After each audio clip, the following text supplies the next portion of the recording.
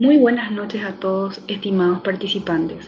Mi nombre es Liz Girala, soy secretaria del Consejo Ejecutivo de la Sociedad Científica de Estudiantes de Medicina de la Universidad Católica Nuestra Señora de la Asunción, SOSEN-UCA. En nombre de todo el comité organizador, les damos la más cordial bienvenida al segundo seminario científico de investigación en pregrado, recordando que este evento cuenta con el aval académico de la Facultad de Ciencias de la Salud de la Universidad Católica Nuestra Señora de la Asunción, con el aval ejecutivo de la Federación Latinoamericana de Sociedades Científicas de Estudiantes de Medicina FELSOSEM, de la Federación Internacional de Asociaciones de Estudiantes de Medicina IMSA, aval del Consejo Nacional de Ciencia y Tecnología CONACYT, y es declarado además de interés científico nacional por la Sociedad Científica del Paraguay.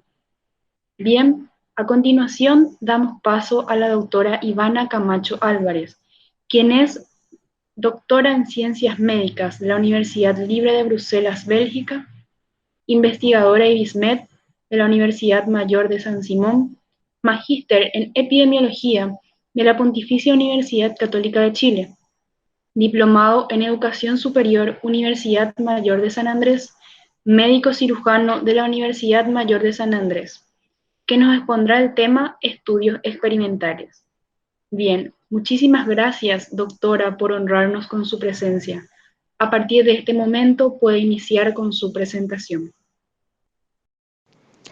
Bienvenidos a la sesión en la que hablaremos sobre los diseños experimentales, un grupo de estudios que se realizan dentro de lo que son los estudios cuantitativos en epidemiología. Soy la doctora Ivana Camacho, médico de base y epidemióloga, actualmente trabajando en el Instituto de Investigaciones Biomédicas de la Universidad Mayor de San Simón, en Cochabamba, Bolivia. Como una breve introducción, haremos una revisión hacia atrás de lo que son los estudios observacionales y estudios experimentales.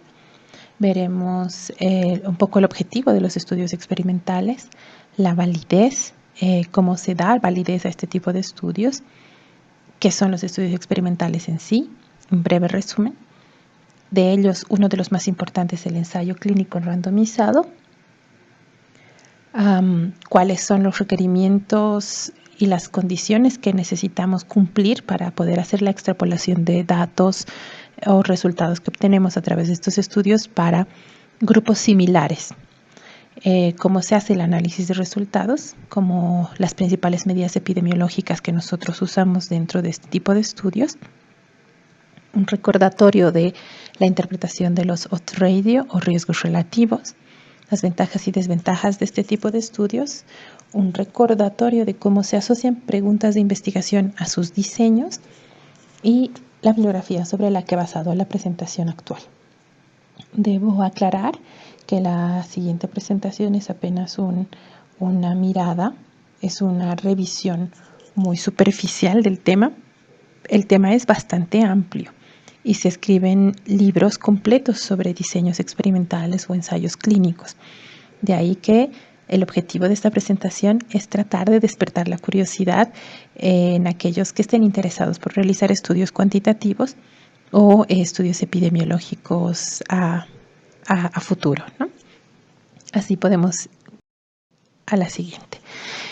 En cuanto a lo que es la introducción, vamos a recordar que tenemos tenemos grupos grandes en lo que es la investigación clínica o la investigación en el área de la salud, en el que tenemos estudios cuantitativos y estudios cualitativos, ¿no?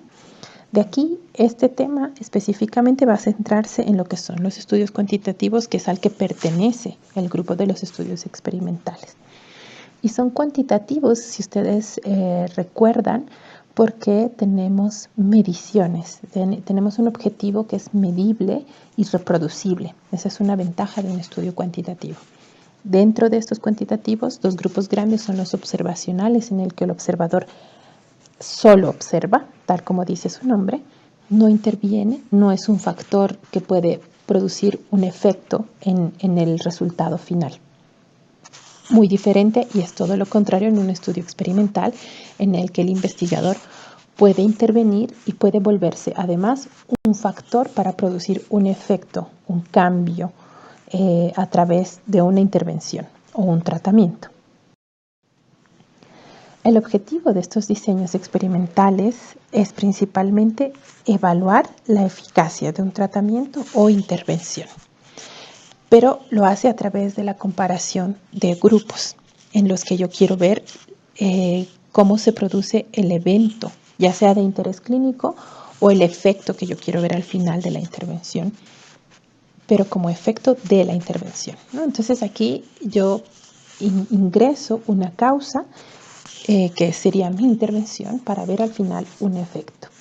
Para eso comparo un grupo en el que voy a hacer la intervención, también conocido como grupo tratado, versus un grupo en el que yo no realizo esta intervención o en el que solo observo la evolución, que es el grupo control. De ahí que es importante recordar que tratamiento no se refiere únicamente a un medicamento.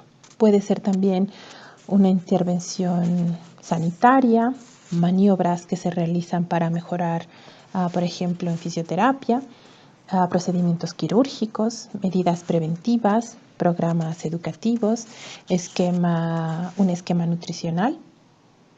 Y un evento no necesariamente es un evento específico clínico, pueden ser medidas fisiológicas que yo quiero ver, por ejemplo, mejorar la circulación sanguínea, o pueden ser mediciones químicas, ¿no? Por ejemplo, tener una mayor cantidad de glóbulos rojos o algo específico en química sanguínea, disminución de los triglicéridos.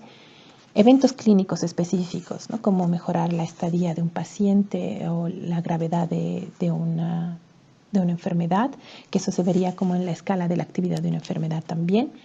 Otros eventos clínicos como evitar la muerte, ¿no? Entonces, ese evento que yo quiero ver como final, evento desenlace, también se le conoce, es el que yo debo definir bien al inicio del estudio.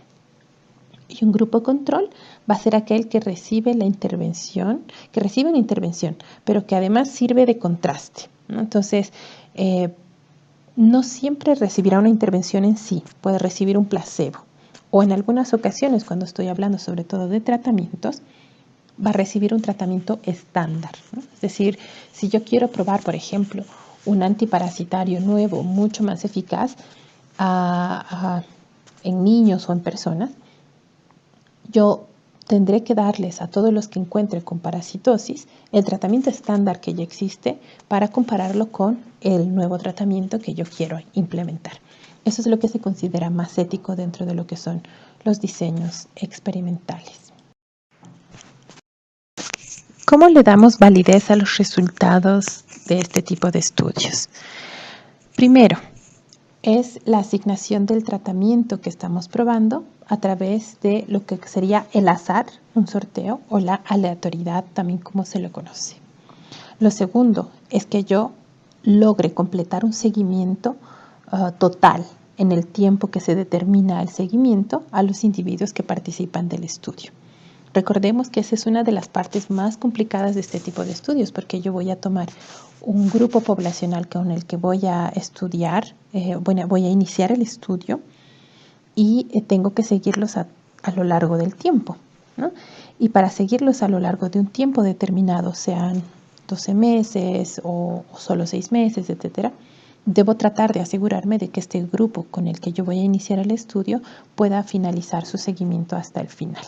Entonces, esto es otro factor importante para darle validez. Ahora, debo evitar que las expectativas de los pacientes y de sus evaluadores influyan en la medición del evento final.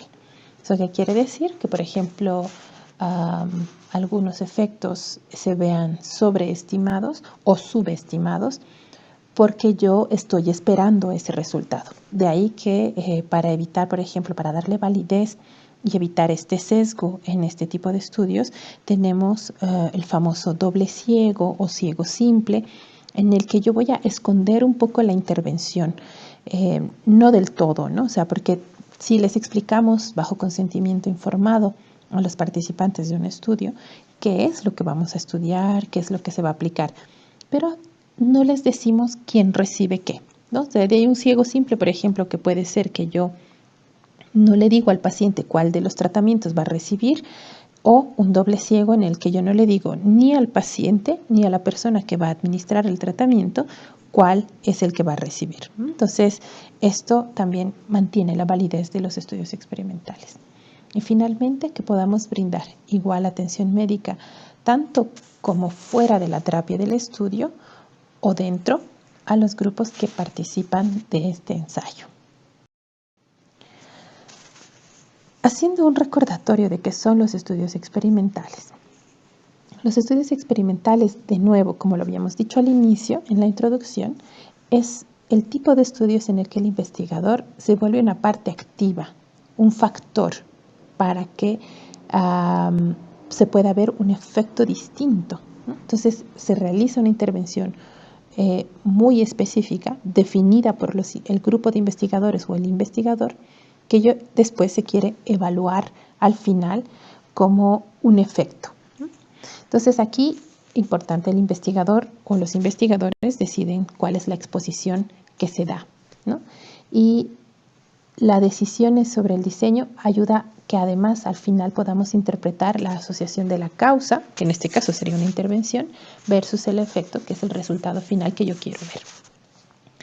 ¿Qué tipo de estudios experimentales se conocen, ¿no? Estamos con los clásicos, que son los ensayos clínicos controlados o randomizados o aleatorizados, ¿no? Los ensayos de campo, que son los que ya se hacen casi al finalizar un ensayo clínico controlado en sus diferentes fases, como lo vamos a ver posteriormente, que se hacen ya a nivel poblacional.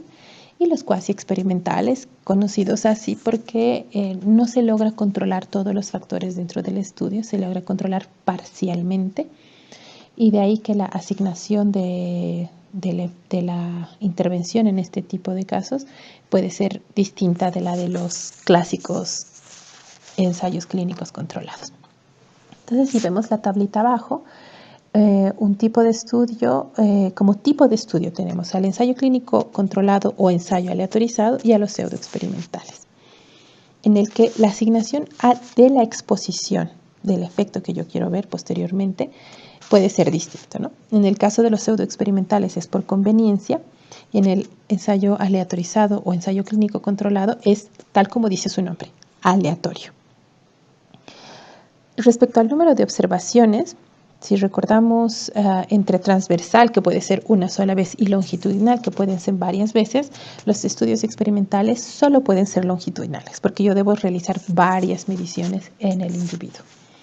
Según los criterios de selección de la población en estudio, no tengo un criterio en específico, como que presente la enfermedad o que no presente la enfermedad o cosas así, sino que entra un grupo lo más heterogéneo posible. Puedo poner algunos criterios de inclusión y exclusión que solo los vemos más adelante, pero en general trato de tomar una muestra lo más representativa y heterogénea posible para que pueda después extrapolarse los datos. Respecto a la temporalidad, todos los estudios experimentales son prospectivos. ¿Eso qué quiere decir? Que a partir del momento que inicia el estudio, yo hago un seguimiento a lo largo de un tiempo determinado que es definido al inicio del estudio. Y las unidades de análisis, a pesar de que yo tengo grupos de control y grupos de tratamiento, siempre van a ser el individuo. Haciendo un repaso de lo que es la estructura de un ensayo clínico controlado, acá vamos a ver que yo tengo que elegir de la población en general, y lo que les decía al inicio, una muestra, ¿no? Una muestra que contenga lo que yo quiero estudiar, que tiene una determinada enfermedad o que tiene algún efecto específico que yo voy a medir después, pero que sean representativas y que sea heterogénea. Entonces yo tomo la muestra. En esta muestra hago lo que se llama selección o reclutamiento, porque recuerden que en este tipo de estudios se realiza el consentimiento informado. Y el consentimiento informado hace que, además de que cumpla ciertas condiciones, el individuo de estudio deba aceptar participar en mi estudio, ¿no? Entonces, en la muestra, una vez que yo ya la tengo seleccionada, pasamos a la siguiente fase, que es asignarle la intervención, maniobra o tratamiento. Entonces, para yo conservar lo que dice el nombre, un ensayo clínico controlado por sorteo o aleatorizado, justamente hago la aleatorización. Generalmente 2 grupos, pueden ser más, un grupo experimental o un grupo control. Cuando ya tengo definidos estos 2 grupos, se hace una evaluación inicial, que es lo que se conoce como evaluación basal, línea de base o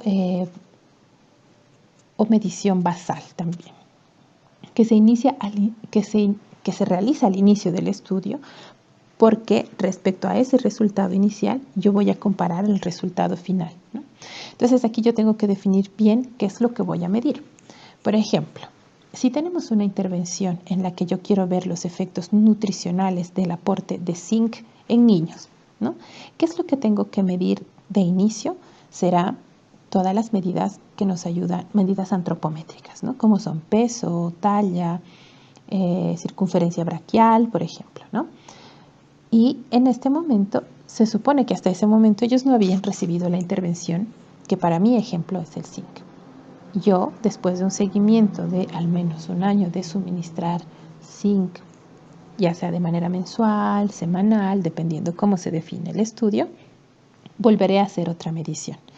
Y cuando vuelvo a hacer esa otra medición, vuelvo a medir exactamente lo mismo que he medido en la evaluación basal para yo saber quiénes tienen el desenlace o evento que necesitaba ver y quienes no presentaron el evento.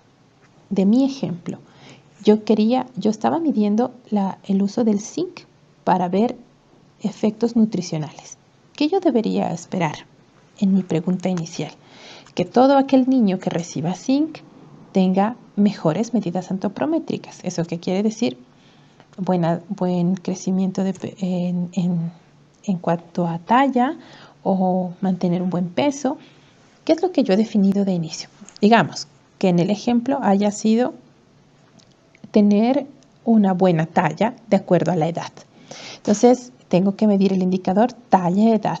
Entonces, todos los niños que iniciaron o que mantuvieron la medida basal o que mejoraron la medida basal, es decir, que mantuvieron un buen ritmo de crecimiento, habrían sido los que presentaron el evento. Todos aquellos que no presentaron el evento, es decir, que no mantuvieron una buena medida antropométrica al final del estudio.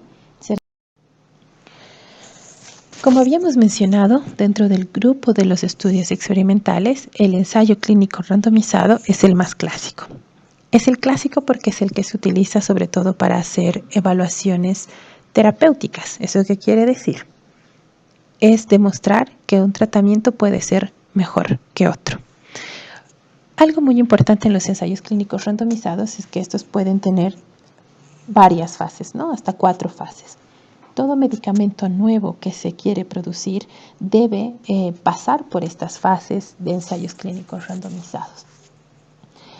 La previa a realizar las fases de los ensayos clínicos se conoce como la fase preclínica, en la que no hacemos el experimento en humanos aún, sino lo hacemos en animales de laboratorio, que es como los estudios laboratoriales previos que se hacen.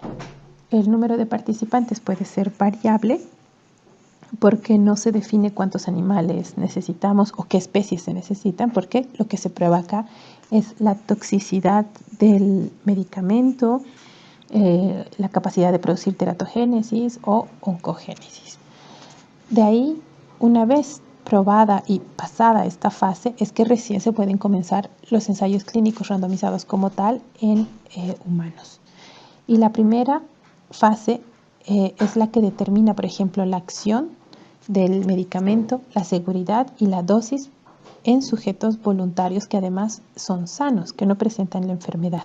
Porque lo que estoy tratando de investigar en esta fase es cómo se produce la farmacocinética, ¿no? Cómo es el metabolismo interno, cuál es la seguridad, si no tiene efectos adversos o si tiene muchos efectos adversos. De ahí que el número de participantes es muy limitado, entre 20 a 100. En la segunda fase, en los estudios de fase 2, también se quiere ver, además de la seguridad, la efectividad del medicamento, en este caso para lo que yo deseo investigar. Por ejemplo, en este caso, sí, los sujetos ya tienen que presentar, bueno, les decimos enfermos, pero son los sujetos en los que yo quiero producir un efecto, ¿no? Que pueden tener una determinada variable que yo quiero modificar. Los participantes pueden ser entre 300 a 1000. Y el objetivo principal, como ya lo había dicho en esta parte, es ver la eficacia del medicamento, además de farmacodinámica, y establecer dosis para un determinado efecto. La fase 3, que es una fase en la que yo ya quiero probarlo en gran escala, pero además, ¿cuál es la diferencia entre la 2 y la 3? Que aquí yo tenía un pequeño grupo de enfermos, pero acá yo tengo un grupo más grande, ¿no? De entre 1000 a 3000, porque quiero ver una eficacia comparativa. ¿Eso qué quiere decir? Dentro de mi mismo grupo de enfermos o pacientes que presentan la variable que quiero modificar, yo voy a tener un grupo que serán divisiones por grupos etarios, es decir, si el medicamento tiene mejor efecto en niños, tiene mejor efecto en mujeres, en adultos mayores, etcétera, o por género, les decía hombres, mujeres, o por algún estado en específico, ¿no? Durante el embarazo, fuera del embarazo, por ejemplo, en el caso de las mujeres, o alguna otra condición de riesgo como enfermedades de base o sin enfermedades de base, o asociaciones a otros medicamentos, ¿no? Entonces, en esta fase 3 es en la que se ve la eficacia comparativa, ¿no? La farmacocinética con otros medicamentos que se tomen en concomitancia o con enfermedades de base. De ahí que eso es lo que se conoce como eficacia comparativa. En lo que son los estudios ya de fase 4, son los que implementamos además ya en la población, en grupos mucho más grandes, ¿no? Es lo que se conoce como efectividad a plazos largos o a largo plazo. Acá lo ideal es tener más de 1000 participantes y en lo posible grupos mucho más grandes. Lo que se quiere ver es la eficacia grupal y la seguridad grupal, ¿no? Y el tema de la farmacovigilancia y el tema del mercadeo, la accesibilidad. Todo nuevo medicamento, toda vacuna, toda intervención o estandarización de intervenciones quirúrgicas u otros pasan por estas fases porque deben demostrar su eficacia versus a un estándar que ya existe. Como un ejemplo, en el contexto actual en el que estamos atravesando esta pandemia, se están haciendo varias pruebas de distintos tratamientos. Tenemos los antivirales como el Remdesivir, o tenemos el tema de la hidroxicloroquina, también hemos escuchado sobre la ivermectina. Entonces tenemos que pasar, a pesar de que estos medicamentos ya existían y ya estaban probados en estas fases, por ejemplo, ¿no? Que tienen seguridad, que tienen eficacia, pero estos medicamentos de inicio fueron probados para otras patologías. Lo que se hace es volver a iniciar estudios similares desde fase 1 o 2, por así decirlo, en realidad fase 2, porque en realidad ya conocemos que estos medicamentos se pueden aplicar en humanos, excepto la ivermectina, que se estaba en realidad probada más para animales. Pero en otros casos que tenemos la aplicación en humanos, que ya se aplicaba en humanos y que se había demostrado su seguridad, ahora tenemos que demostrar que sirve para lo que nosotros queremos modificar, que en este caso sería la enfermedad por COVID-19. Entonces, en ese caso, se vuelve a hacer estudios de fase 2 en el que se trata primero en pequeños grupos, se establecen las dosis, la farmacodinámica, la interacción con otros medicamentos, y una vez que se demuestra buenos resultados se puede pasar a fase 3 en el que se aplica a grupos mucho más grandes, y finalmente una fase 4 en la que se aplica ya en poblaciones establecidas. El pasar de una fase a otra fase puede tomar mucho tiempo. Las más de las veces, una empresa farmacéutica que quiere producir un nuevo medicamento tarda alrededor de 2 a 4 años para terminar este tipo de estudios, porque como si ustedes lo han visto en el seguimiento, es bastante largo, toma tiempo. el mínimo para ver efectos depende mucho de la enfermedad, de la evolución de la enfermedad, depende del tipo de paciente, y de ahí que realizar un ensayo clínico randomizado toma tiempo y además dinero, porque es otra cosa que se debe hacer, ¿no? O sea, es la inversión. De ahí que la mayoría de este tipo de estudios se realizan a través de las empresas farmacéuticas. Como mencionábamos, en el caso de los ensayos clínicos randomizados, que son el clásico estudio de los diseños experimentales, haciendo recordatorio a la definición, es ese intento activo del investigador para cambiar una determinante de la enfermedad, ya sea la exposición o ya sea una conducta en específico o el progreso de la enfermedad a través de un tratamiento o una intervención en específico. Este tipo de estudios son los más frecuentes y los sujetos son pacientes que ya presentan la enfermedad en sí y se evalúan con uno o más tratamientos en el proceso de la enfermedad para yo ver al final un desenlace, un evento que quiero mejorar. Por ejemplo, puede ser el tiempo de mejora, puede ser disminución de los efectos adversos, o sea, mejora de la calidad de vida, diferentes eventos que yo quiero medir al final. La validez de este estudio principalmente está en que son procesos aleatorios o deben ser procesos aleatorios, ¿no? Que hagan los grupos comparables entre las variables más relevantes en relación al problema que vamos a estudiar. Entonces, si ustedes ven el cuadro al costado, vamos a ver que tengo primero una población blanco, es decir, una población en la que yo quiero estudiar el efecto de una intervención. Voy a tener de esta población aquellos que no son elegibles para entrar al estudio y aquellos que no quieren participar a pesar de ser elegibles porque rechazan la participación. De ahí que debemos recordar que en este tipo de estudios es estrictamente necesario el uso de un consentimiento informado de participación. De ahí que tenemos una pequeña autoselección, ¿no? Entre los no elegibles y los no participantes, a través del cual obtenemos nuestra población de estudio o población final de estudio. Y es a partir de ese momento que iniciamos el estudio. Entonces, acá es donde se debe cumplir la primera parte, que es la aleatorización de la intervención, en el que voy a distribuir en dos grupos, ¿no? Un grupo que está expuesto y un grupo no expuesto. En ambos casos, lo que mido es la presencia final del evento que yo quiero medir en tiempo persona, que lo vamos a ver un poco más adelante, que también se conoce como la tasa de incidencia. Y a través de estos resultados es que hacemos esta estimación de la incidencia de forma directa. Es importante que debemos definir el tiempo de seguimiento de acuerdo al...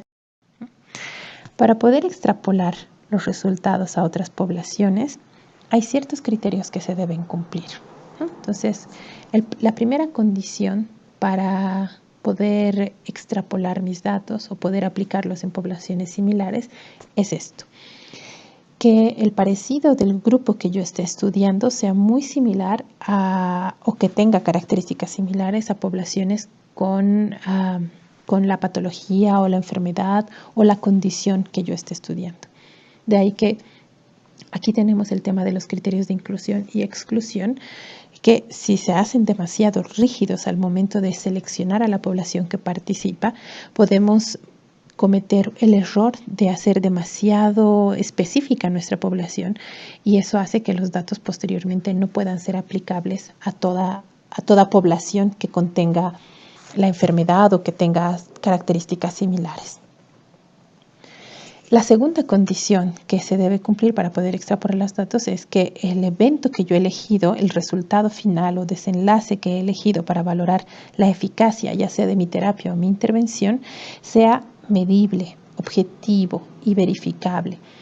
Ya que si yo señalo un efecto muy ambiguo, por ejemplo, el hecho de querer mejorar la percepción de los servicios de salud, es bastante ambiguo. De ahí que los estudios cualitativos son mejores en este tema de la interpretación de resultados menos medibles, menos verificables a través de mediciones. es estrictamente necesario en este tipo de estudios que son los cuantitativos, que yo debo buscar un objetivo lo más cuantificable posible. Y como tercera condición, la intervención que yo voy a evaluar sea única, sea precisa, como lo es, por ejemplo, una terapia o un medicamento, ya que es necesario que otros investigadores la puedan reproducir para yo demostrar que es extrapolable hacia otros grupos poblacionales. Aquí les pongo el ejemplo de si yo quiero, por ejemplo, que la intervención sea una maniobra quirúrgica, una intervención quirúrgica. Tomen en cuenta que, por ejemplo, este tipo de intervenciones puede depender mucho de la destreza que tenga un determinado cirujano, que puede no ser reproducible en todos los casos, ¿no? Entonces ahí podríamos tener un sesgo al haber elegido el tipo de intervención que yo deseo realizar.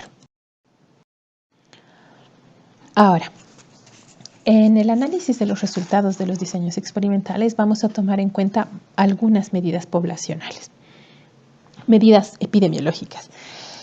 En esta, una de las principales es la diferencia absoluta o la reducción de riesgo absoluto, también conocida como RRA, que se obtiene al sustraer la proporción de individuos que tienen el evento, es decir, que presentaron el efecto que yo quería en el grupo experimental, esto es Y, de la proporción de individuos que tuvieron el evento en el grupo control.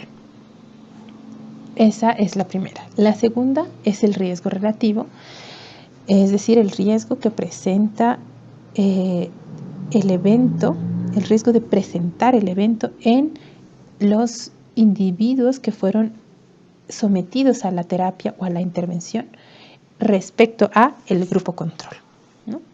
Lo vamos a ver más adelante a más detalle. Y luego tenemos el complemento de riesgo relativo o reducción de riesgo relativo, que se expresa por lo general en porcentaje.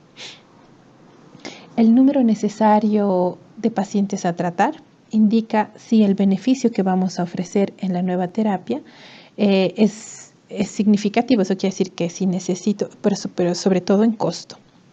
Porque si necesito tratar muchos pacientes para tener un efecto, quiere decir que no es rentable en costo-beneficio, ¿no? Ahora, vamos a recordar una de las principales medidas poblacionales epidemiológicas, que es la incidencia. Y esta es una de las que nosotros podemos obtener a través de los estudios experimentales. La incidencia nos ayuda a medir la velocidad de aparición del fenómeno que se estudia. Nos ayuda a ver la relación de los nuevos casos, también conocidos como casos incidentes, en una población de un tamaño determinado.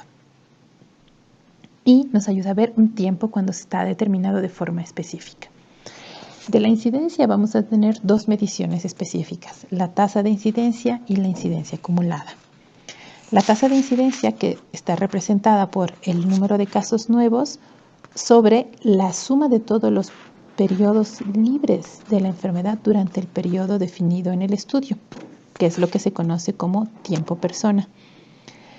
Y la incidencia acumulada es el número de personas que van a presentar la enfermedad en el periodo de seguimiento sobre el número de personas que están libres de la enfermedad durante ese mismo tiempo desde que se inicia el estudio. Vamos a iniciar con la que considero yo que es la medida más sencilla de utilizar, que es la incidencia acumulada. Es una proporción en la que no tenemos dimensiones específicas. Su valor oscila entre 0 y 1, aunque también se puede expresar como porcentajes cuando para la interpretación necesitamos traducirla. Depende del tiempo de seguimiento que se haya definido y se calcula sobre una corte fija, es decir, un número fijo de población que se inicia desde el punto de partida del estudio hasta finalizar el estudio. No se permite la entrada de individuos al estudio durante el seguimiento y eso es algo que le disminuye un poco la calidad de información que nos pueda proporcionar. Entonces, como ejemplo, les voy a mostrar aquí que vamos a tener durante 12 meses un grupo de 6 individuos al que hemos seguido porque tenían el antecedente de accidente cerebrovascular y con quienes queríamos evaluar la incidencia, es decir, los casos nuevos de una recidiva de accidente cerebrovascular. Es decir, cuántos de estos 6 pacientes que ya tuvieron accidente cerebrovascular volvieron a presentar un accidente cerebrovascular. Entonces aquí tienen mi tablita de seguimiento durante un periodo de 12 meses de 6 individuos con antecedente de accidente cerebrovascular. Vamos a ver durante el estudio. Los rombos rojos que ustedes ven acá representan aquellos que sí presentaron el evento de la medición. ¿Eso qué quiere decir? Sí presentaron un accidente cerebrovascular. Mientras que los círculos en verde señalan pérdidas de seguimiento durante el periodo de estudio. ¿Qué pasó con estos pacientes? El paciente B desapareció del estudio a los 2.5 meses sin haber presentado el evento. El paciente D falleció por otra causa, no relacionada al accidente cerebrovascular. Y el paciente C y F acabaron el periodo de seguimiento sin haber presentado el evento que era la recidiva. Entonces, nuestra incidencia acumulada durante este año de seguimiento es 2 casos de 6 en seguimiento. Nuestra incidencia sería 0,33, que les había comentado de inicio que se puede transformar a un porcentaje. ¿Cómo interpretaría esto? 33% de la población con antecedente cerebrovascular tiene la probabilidad de presentar un nuevo accidente cerebrovascular. Algo importante es que hay cierta indeterminación de la medición porque tenemos pérdidas durante el seguimiento y esas pérdidas puede hacer cambiar el resultado al final. Ahora, respecto a lo que es la tasa de incidencia. La tasa de incidencia tiene dimensión inversa del tiempo, un rango ilimitado y no depende del tiempo de seguimiento. Eso asumiendo estacionalidad, es decir, un ritmo constante de presencia de la enfermedad. No necesita una corte fija, es decir, permite entradas de nuevos individuos durante el periodo de estudio. Y les voy a poner el ejemplo 2, similar al ejemplo 1, con la siguiente gráfica, ¿no? Entonces, vamos a ver qué es lo que ha cambiado en este tipo de estudio. Acá lo que estamos viendo es una corte dinámica, es decir, una corte que se refiere al grupo de personas que yo voy a empezar a seguir durante un estudio, inició con 3, A, B y C, ¿no? Empezó con estos 3 pacientes, pero luego vemos acá que D, E y F, los casos D, E y F, empezaron su seguimiento 1, 2 y 6 meses más tarde de iniciado mi estudio. De ahí que volvemos a tener los mismos casos del paciente B, que perdimos su seguimiento a los 2.5 meses, D, que falleció por causas no relacionadas al accidente cerebrovascular, y C y F, que fueron los que completaron el tiempo de seguimiento durante 12 meses. La diferencia de la tasa de incidencia es que yo voy a tener una sumatoria de los tiempos de seguimiento. ¿Eso qué quiere decir? El paciente A empezó desde el inicio y presentó el evento en el mes 3, ¿no? Entonces aquí tengo 3 meses de seguimiento. En el caso del paciente B, solo logramos seguir 2.5 meses. Acá está. En el caso del paciente C, él logró completar los 12 meses de seguimiento. 12 meses de seguimiento. En el caso del paciente D, tenemos que empezó un mes más tarde, pero presentó la recidiva. Perdimos al paciente por una causa no relacionada al evento que era el accidente cerebrovascular el mes 9, y lo que sumaría 8 meses. El paciente E, que empezó 2 meses más tarde y presentó el evento durante el mes 8, 6 meses de seguimiento. Y el paciente F, que empezó su seguimiento durante el 6º mes de mi estudio y completó los 12 meses, eran 6 meses de seguimiento. En total, yo tengo 37.5 meses.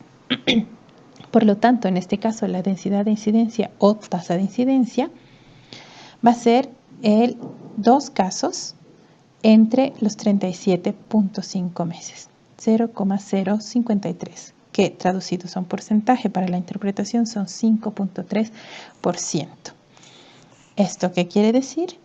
Que nos habla un poco de la velocidad con la que puede presentarse el evento. Primero, que nos ayuda a definir que solo un 5% de la población va a presentar una recidiva de los pacientes que tienen el antecedente de accidente cerebrovascular, pero además que en qué tiempo yo esperaría como mínimo estimado de que se presente una recidiva en 5.3 meses, ¿no? Entonces tenemos estas dos formas de hacer la interpretación de tasa de incidencia. Otra de las que habíamos visto como indicadores epidemiológicos que manejamos de los diseños experimentales es la razón de incidencia acumulada o riesgo relativo. Considero que el indicador más fácil de manejar para el tema de las mediciones de casos nuevos en los estudios experimentales es la incidencia acumulada, ya que la interpretación de la tasa de incidencia es bastante complejo, pero la incidencia acumulada que nos habla sobre los casos nuevos dentro del grupo poblacional que estamos estudiando es más sencillo. Entonces, de ahí que nosotros volvemos a lo que sería una tablita de 2x2 en el que tenemos la exposición por un lado y el resultado, ¿no? La exposición sería la intervención, por ejemplo, que yo quiero medir o un resultado que quiero ver al final. Entonces, aquí estaría mi intervención y aquí estaría mi resultado. Acá, en la distribución de grupos, lo que yo quiero ver es los que tuvieron la intervención y tuvieron el resultado, ¿no? Es esa razón entre los que sí presentaron la intervención y el resultado sobre el total del grupo que estuvo intervenido, que sería el grupo experimento. En el caso del grupo control sería algo similar. Los que no tuvieron la intervención, pero sí presentaron un evento o el resultado sobre el total del grupo que no presentó la intervención o grupo control. Entonces ahí nosotros obtendremos el riesgo relativo. En un ejemplo que se utiliza por lo general en estudios de cohorte más que en estudios experimentales, aquí tendremos el antecedente de hipertensión arterial versus un resultado de accidente cerebrovascular. Para mí, el factor que produce la exposición, o si quieren decir tal vez como un ejemplo, una intervención natural, es presentar la hipertensión. En un grupo que sí tiene el antecedente y en un grupo que no tiene el antecedente, los resultados de si presentó accidente cerebrovascular o no presentó accidente cerebrovascular, aplicando esta fórmula tendríamos el riesgo relativo. El riesgo relativo nos dice con 1.3 que el grupo que tiene antecedentes tiene 1.3 veces más riesgo de presentar un accidente cerebrovascular que el grupo de no antecedentes. La razón de incidencia acumulada se utiliza en estudios, la mayor parte de ellos prospectivos, sean los ensayos clínicos randomizados o las cohortes, que son parte de los estudios observacionales. Entonces, es una medida de asociación, una de las más importantes, de hecho. Ahora, pasándonos a lo que sería el tema de nuestras intervenciones. Nuestras intervenciones deben demostrar que son de beneficio para la disminución de la enfermedad. De ahí que, por ejemplo, en las mediciones de efecto de un tratamiento en evaluación, vamos a tener, como les había mencionado al inicio, reducción de riesgo absoluto, diferencia de riesgos, riesgo relativo y reducción de riesgo relativo. Estas razones las obtenemos a través de la razón que habíamos visto de, en este caso, el riesgo del evento en pacientes sin tratamiento, es decir, cuántos en el grupo control presentaron el evento del total de ese grupo. Y acá los que sí recibieron el tratamiento, es decir, cuántos pacientes presentaron el evento del total del grupo que estaba con el tratamiento o la intervención. Entonces, entre la resta de estas dos proporciones obtenemos la reducción del riesgo absoluto. Ahora, para el riesgo relativo, como lo habíamos visto anteriormente, es la división de lo que se obtuvo entre el grupo experimental versus el grupo control, para nosotros decir en este caso que hubo un mejor efecto. En la siguiente diapositiva les voy a explicar cómo interpretamos estos números cuando son menores a 1 o cuando son mayores a 1. En la reducción del riesgo relativo es simplemente este riesgo relativo 1 menos el riesgo relativo multiplicado por 100 para yo poder estandarizar la interpretación para decir el 25%, hay una reducción del riesgo en 25% gracias a mi intervención. Otra manera de hacerlo es aplicando la reducción de riesgo absoluto entre lo que se obtiene en el grupo control. También en porcentaje, pero básicamente nos sale el mismo resultado, que es el 25% de reducción de riesgo en ambos grupos.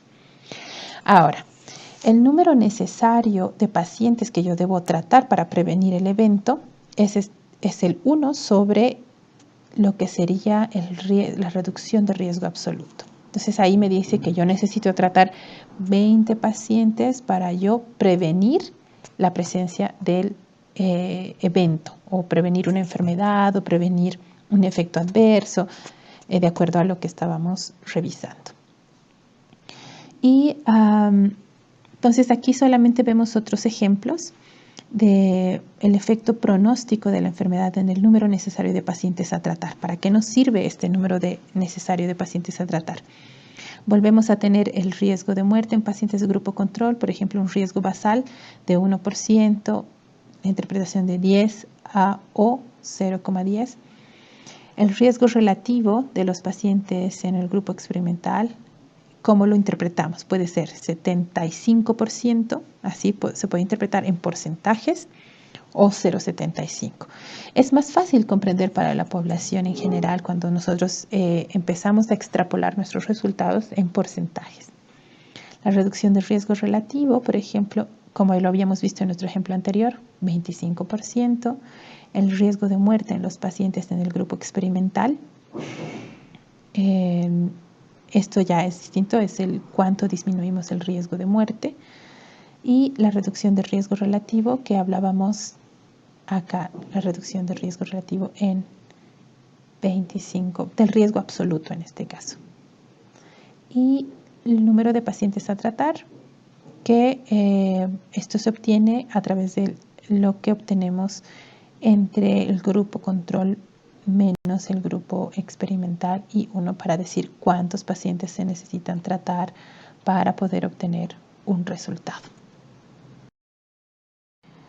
Es importante recordar que ¿cómo vamos a interpretar los números de riesgo relativo, odds ratio, como se conocen en los estudios de casos y controles, por ejemplo, o en estudios observacionales retrospectivos? El riesgo relativo o odds ratio fluctúan entre el valor de 0 e infinito. Para nosotros 1 en este caso es el valor nulo, que significa que no hay una asociación entre lo que sería la exposición o la intervención y la enfermedad, o el efecto que yo quiero ver al final. Superior a 1 se considera que es un factor de riesgo o que se asocia al agravamiento de la enfermedad, y inferior a 1 significa que nos protege, ¿no? Que va a proteger, una exposición que protege, una probabilidad que disminuye el efecto de una enfermedad. No debemos olvidar que el odds ratio y el riesgo relativo tienen que tener el cálculo de sus límites de confianza o intervalos de confianza, como también se conocen, porque nos ayuda a expresar la variabilidad en la que se estima. ¿Y esto por qué? Ahora sí es importante aquí destacar que mientras más grande es el grupo de estudio, más pequeños son nuestros intervalos de confianza, y esto nos ayuda a tener un mayor porcentaje de confiabilidad del estudio. Entonces, ¿cómo los vamos a interpretar y por qué son importantes sus intervalos? Lo vemos en este siguiente cuadro, en el que, como les había comentado, 1 nos dice que no hay asociación. Si yo obtengo 1 en el cálculo de riesgo relativo, quiere decir que no hay ningún efecto por la intervención. No vamos a tener ninguna modificación del efecto sobre la enfermedad. No hay asociación y por tanto se considera como el efecto nulo. Si yo tengo un valor que es mayor a 1, pero los intervalos de confianza, sobre todo el límite inferior, pasa por el valor nulo, es decir, atraviesa el valor nulo, quiere decir que hay una asociación de riesgo porque se encuentra en el lado por encima de 1, pero no es estadísticamente significativo, es decir, que no es un resultado concluyente que nos diga sí, este es un factor de riesgo o que agrava la enfermedad o que no ayuda a mejorar, porque este valor que pasa por el valor nulo hace que pierda su relevancia estadística. Sin embargo, si ustedes tienen un mayor a 1 con un límite que además también es mayor a 1, es decir, que está totalmente del otro lado, nos habla de una asociación de riesgo, pero que además es estadísticamente significativo, por lo que yo sí puedo asegurar que es un factor que va o coadyuvar al agravamiento o empeorar la gravedad de una enfermedad, dependiendo cómo yo esté midiendo. Ahora, en el caso de valores que son menor a 1, es decir, que son 0,75, como habíamos visto en el ejemplo, nos hablan de que van a producir un efecto de protección, es decir, va a estar a favor de nuestra intervención. Y aquí el detalle es que si el límite superior pasa por el valor nulo, hace que pierda su significancia estadística. Entonces, de ahí que para mí son importantes verificar los intervalos de confianza de este valor central. Y por último, si además tengo que es menor a 1 y su límite superior es también menor a 1, es una asociación que está a favor de mi intervención, asociada a la protección del evento, pero además es estadísticamente significativo y yo puedo asegurar que la intervención es buena. Ahora, ¿cuáles son las ventajas y desventajas que podemos tener de este tipo de estudios? Como ventajas, ustedes han visto que tenemos varios requisitos por los cuales tenemos que hacer una validez, darle validez a los resultados de este estudio. Eso nos ayuda a reducir los posibles sesgos o errores que tengamos al momento del análisis, ¿no? Esto, sobre todo en lo que se pueda originar a partir del investigador o a partir de cómo se implementa la intervención en la población, de ahí que tenemos los criterios de inclusión y exclusión, de ahí que tenemos el tema de la selección de la población previa, el consentimiento informado, tenemos los doble ciego, ciego simple, para asegurarnos de que la validez de nuestros resultados sean lo más cercanos a la realidad posible.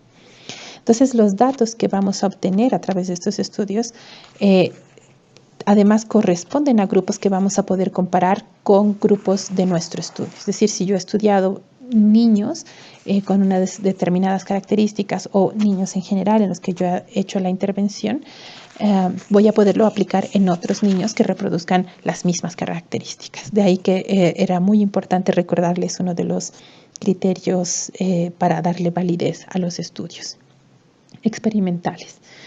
Y también nos permite garantizar la validez de un test a través del significado estadístico, que es lo que habíamos visto con el riesgo relativo, ¿no? Entonces, si logramos alcanzar un valor estadístico significativo, además logramos darle una alta validez a los resultados y una alta extrapolación para la interpretación a futuro.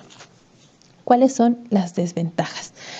Hay un poco la inflexibilidad del diseño, es decir, que cuando yo necesito incluir a la población para tener la mayor cantidad de factores controlados, muchas veces se puede caer en el hecho de tener criterios de inclusión o exclusión demasiado rígidos y buscar pares a los sujetos de estudio para que sean idénticos o para que sea extrapolable mis resultados puede ser muy complejo. De ahí que esa es una gran desventaja, que al tratar de mantener controlados la mayor cantidad de factores que influyen en el efecto final de una enfermedad o de una terapia o de una intervención, puedo yo caer además en el hecho de que cierro demasiado el grupo de estudio por criterios muy estrictos. Y otra situación es no poder tener la opción así como muy clara de decidir qué tipo de tratamiento es el más adecuado, ya que si bien voy a estudiar un tratamiento en específico, siempre y por ética se debe comparar contra el estándar, contra el que ya existe. No voy a, como yo, tratar de comparar un A versus un B que sean ambos nuevos. Siempre voy a tener que probar el nuevo versus uno estándar que ya existe. Como parte ya casi final de esta presentación, un recordatorio de lo que son las preguntas de investigación y los diseños en general. ¿Cuándo vamos a elegir a los estudios experimentales? Pero para esto tenemos que recordar qué es lo que queremos estudiar. Entonces, si yo solo quiero hacer un diagnóstico de la situación de salud de una población en específico de determinado evento o problema, para esto son mejor los estudios transversales. Igual, si yo quiero ver la prevalencia de una enfermedad o la prevalencia de un evento, de igual manera están los estudios transversales. En cambio, si yo quiero ver incidencia, es decir, los casos nuevos que se producen de una enfermedad, debo recordar que tenemos a los estudios de cohorte.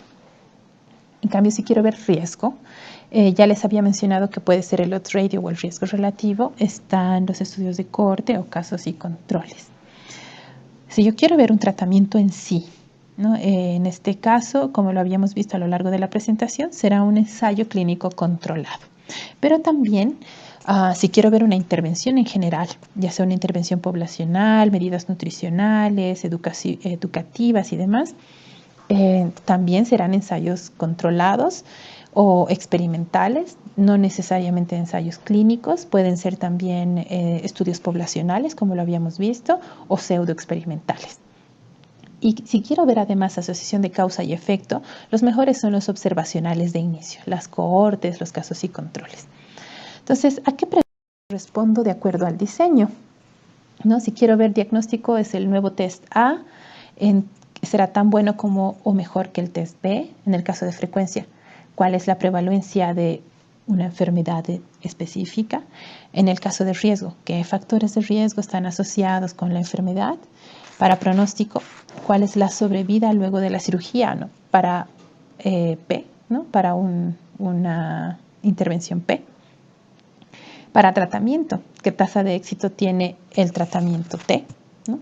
Y para prevención, la vacuna X protege contra Y, ¿no? Entonces, que más o menos esto nos ayuda a orientarnos cuando tenemos que elegir nuestra intervención o nuestro tipo de diseño experimental o cuantitativo en general, si sean observacionales y demás. Las preguntas que yo deseo responder cuando inicio una investigación son las que nos ayudan a elegir también el diseño que yo voy a usar de los estudios epidemiológicos. Si hablamos y recordamos cuáles son los que tienen mayor peso en evidencia, tenemos, por ejemplo, desde un relato de caso, que son como los más pequeños, ¿no? O sea, son con los que se empieza investigación, y en ascenso tenemos hasta los más altos, que son los metaanálisis, y entre uno de los más altos están los ensayos clínicos randomizados, que son parte de este grupo de estudios experimentales que se consideran dentro de lo más alto del peso en evidencia científica. Les dejo acá una bibliografía muy amplia. Acá tenemos todo un libro sobre metodología de investigación clínica y epidemiológica, específicamente dedicada a lo que son diseños experimentales. Es bastante detallado. Si tienen más dudas al respecto, pueden hacer las consultas acá, pueden hacer la descarga gratuita. Y en lo que he basado esta presentación es en este pequeño resumen que hace el artículo de publicación de México, en el que nos hace un recordatorio muy breve, muy superficial de lo que son los estudios experimentales, pero como les decía, esto depende de qué tanto interés tenga en desarrollarlos para yo profundizar más en este tema. en lo que nos habían solicitado de compartirles un poco mi experiencia en lo que son los estudios experimentales, es muy importante mencionar y recalcar tal vez algunos pequeños consejos, ¿no? El primero es que cuando ustedes vayan a elegir un tema de investigación, sea un tema que los apasione, que definitivamente ustedes estén involucrados, incluso emocionalmente, debo decir, para ustedes poder ponerle más esfuerzo y voluntad, y eso hace que se pueda tener resultados más exitosos al final. Un investigador nunca trabaja solo.